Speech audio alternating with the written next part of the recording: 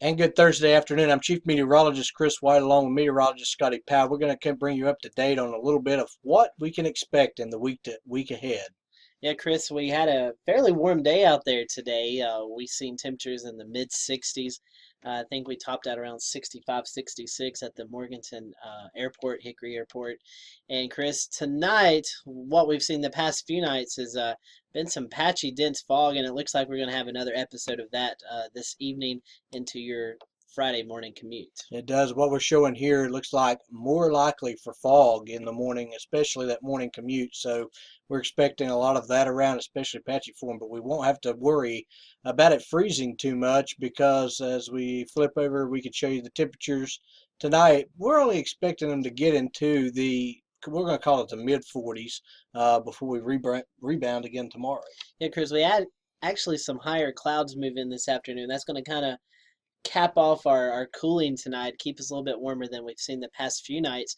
And I hope you have tomorrow off, and I hope you have the weekend off because it really doesn't feel like December. It feels like we're in April. We're going to see temperatures tomorrow around 70. We could even push 73, 74, maybe 75 on Saturday. Definitely could. It's going to be a beautiful start to the weekend. As we round out the weekend, the temperatures, they kind of tip back just a little bit, and that's because of this big thing that's going on off the coast, this low pressure system that's starting to dive bomb into the western United States again, and in fact, where they don't need any more rain. Yeah, Chris, they've had a huge storm a couple of days ago. Last night, a lot of flooding, a lot of wind damage up in the Washington, Oregon areas. And then we see another storm system moving into the West Coast. As you can see right now, lightning and thunder being reported from California all the way up to Oregon. We actually seen a tornado earlier today in Oregon. Yeah, that was pretty crazy to see within itself. They normally only see 1 to 2 tornadoes per year, and I guess that was it. They got it, but we could see more of that out there as we push through the night there. It's just a very volatile system. Pretty strong, too, as it's moving down and in on the West Coast. Scotty, that affects our weather by the time we go to Sunday. Yeah, they've had anywhere between 10 to 12 inches of rain. Thankfully, we're not going to have that much rain around here. We'll pop you over to our graphic here. We'll show you the uh, anticipated accumulations for rain. And as you can see, we're not looking at anything like that. Maybe a quarter to a half an inch of rain in some of those locations throughout the foothills and Piedmont. Yeah, all of our areas should stay well below any flood threat with this system as it moves in, and I really expect it to be pretty mediocre as it moves through as well. I don't little if any fanfare. Yeah, I think we're going to be able to save that weekend as well. It looks like these showers are going to move in Sunday evening as the sun is setting. It is probably going to be really cloudy. And then overnight Sunday into Monday, we're going to see those off and on showers. It's going to be another Monday that we see rain. We didn't see rain this past Monday, but the 3 Mondays prior to that, we did see rain. So another rainy Monday. And then, Chris, we're going to see those temperatures kind of trend back towards normal as we go in through next week and into the weekend. Yeah, so what's happening globally right now? The North Atlantic Oscillation is starting to turn to show some signs it wants to go negative.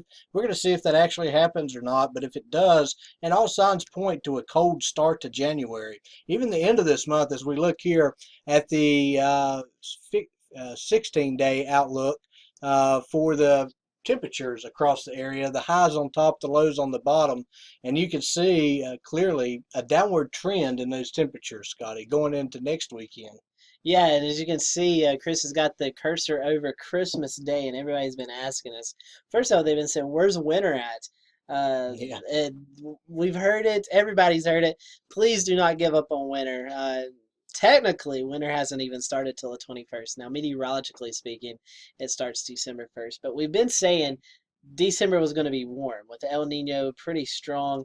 It was going to be a pretty warm month, but we're starting to see signs, and as you can see right here, things may start to change up around Christmas as we go into January and February. I think that's where we're going to see our winter weather. Yeah, and everybody wants to know, is there going to be snow on Christmas, And, well, here's the probability of seeing 1 inch of snow on Christmas Day this year so far. And what this is showing, our northern counties, say from I-40 north, you've got a We're going to call it a 5% chance right now, really, area wide. A little higher as you go to the north there. But that's because of that cold air that's going to be coming in toward the end of the month. It's going to crash in here around the 22nd, we think. And then we'll just have to watch and see what happens. One model does depict a pretty good system moving up the East Coast here, but we've really not bought that yet. That's a fantasy storm, if you will, and it looks like on the system right now. So we'll continue to watch that, but we're going with a 5% chance right now, and you can keep up to date with that. We're updating that every couple of days on our website at foothillsweathernetwork.com, along with your forecast and all the weather information that you may need is definitely available there. So head over there and check that out. Yeah, make sure you download our free app, and maybe Chris can pop it up here while I'm talking. This is our website right here. You'll get the forecast, and it's for all 9 counties that we forecast for. You can also get the app. It's free either on your Apple iTunes store or the Android Google Play Store, and we're able to give you forecasts, but we're also to give you specific areas. If you live in a specific area and there's an event headed your way, a rainstorm or thunderstorm, something like that, we can give you down to the street of what's going to affect you in that area if you have impending severe weather.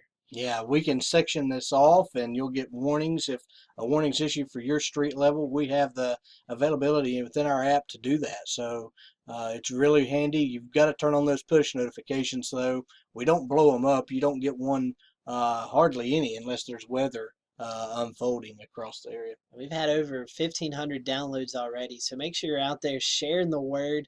Make sure your friends and your family, your neighbors, all have access to this, and it's free, so there's no reason not to get it. So, Chris, That's right. we're gonna wrap it up. Enjoy the weekend. We're gonna talk in the 70s, so you might be out there in your shorts. We're gonna see some rain towards the end of the weekend, and then we're gonna start that downward trend in temperatures next week.